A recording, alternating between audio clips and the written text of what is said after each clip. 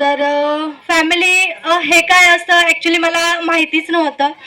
कारण माझ्या म्हणजे पप्पांकडे आई एकटी आहे. मला मामा मावशी वगैरे कोणीच नाही आहे.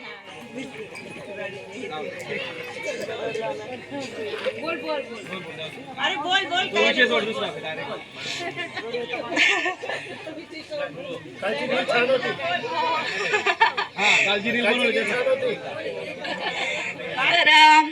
तर इकडच्या फॅमिलीत आल्यानंतर मी एवढी खुश आहे तुम्हाला काय सांगते.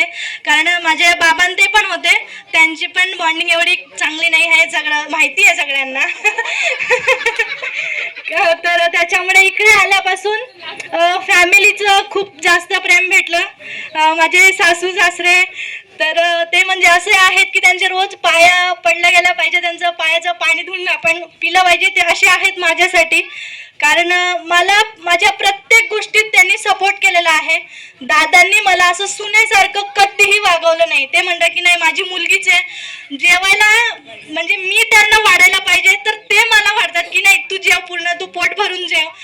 तर अजून काय सांगायचं, माझी नणंद म्हणजे आता नणंदचं आणि भावजाईचं असं असतं की एकमेकांचं चुगल्या करायचं वगैरे हे ते.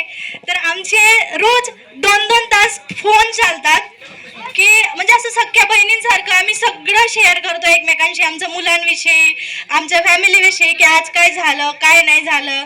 तर सगळे खूप छान आहेत. आणि माझे नंदई म्हणजे माझे जिजू, पंडित जिजू, ते तर मला म्हणजे खूप सपोर्टिव्ह आहेत. जसं माझं लग्न पण नव्हतं झालेलं, तर मी या फॅमिलीचीच आहे आधीपासून, तर तेव्हापासून ते मला सपोर्ट करतात माझ्या मोठ्या भावासारखे.